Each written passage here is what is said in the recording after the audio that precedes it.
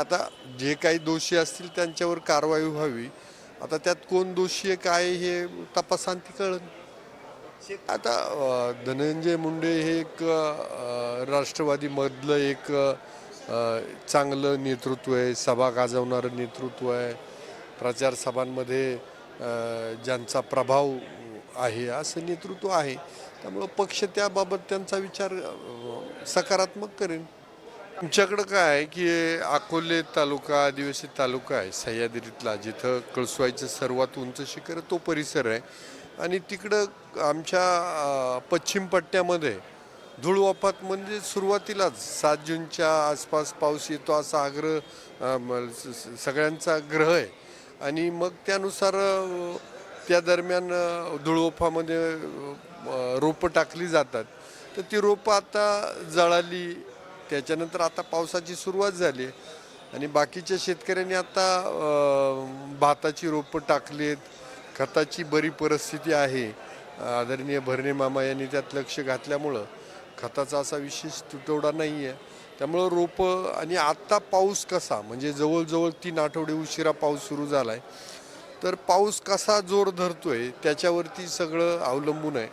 तसा अकोले तालुका हा पूर्ण नगर जिल्ह्याची तहान भागवणारा तालुका आहे. भंडारदऱ्यासारखं निळवंडेसारखं मोठं धरण अकोले तालुक्यात ते मुळा नदी तिथूनच वाहती, आढळा नदी तिथूनच वाहती. तर पावसानं जोर धरला तर भविष्यात कसं राहीन त्या पावसाच्या ह्याच्यावरती अवलंबून आहे. पण सध्या तरी परिस्थिती आता बरी वाटायला लागली. कालच्या वर्धापन दिन आता धनंजय मुंडे हे एक राष्ट्रवादीमधलं एक चांगलं नेतृत्व आहे, सभा गाजवणारं नेतृत्व आहे, प्रचार सभांमध्ये ज्यांचा प्रभाव आहे असं नेतृत्व आहे.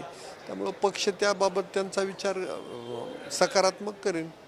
काल त्यांच्या प्रकरणाकडे कसं पाहता? नाही, आता जे काही दोषी असतील त्यांच्यावर कारवाई व्हावी. आता त्यात कोण दोषी आहे काय हे तपासांती कळेल. शेतकऱ्यांना जी कर्जमाफी दिली गेलीचं पाहताय त्यांच्या आता विरोधी पक्ष जेव्हा आम्ही विरोधात होतो तर आमचंही काम तेच होतं की सत्ताधाऱ्यांच्या नावानं आरडाओरड करणं. ऑलरेडी ज्यांना कर्जमाफी द्यायची आहे तो सत्ताधारी पक्ष आहे. आणि मला वाटतं त्यांनी सर्वकष विचार करावा. जे गरजू आहे त्यांना ती कर्जमाफी भेटली पाहिजे शेतकऱ्यांना.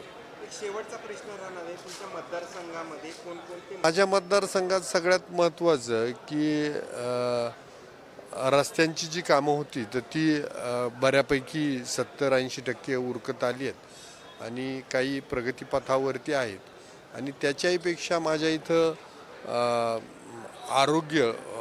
आरोग्याच्या दृष्टीनं उपजिल्हा रुग्णालयाचं काम प्रगतीपथावरती आहे. हे माझ्या दृष्टीनं खूप मोलाचं महत्त्वाचं काम आहे.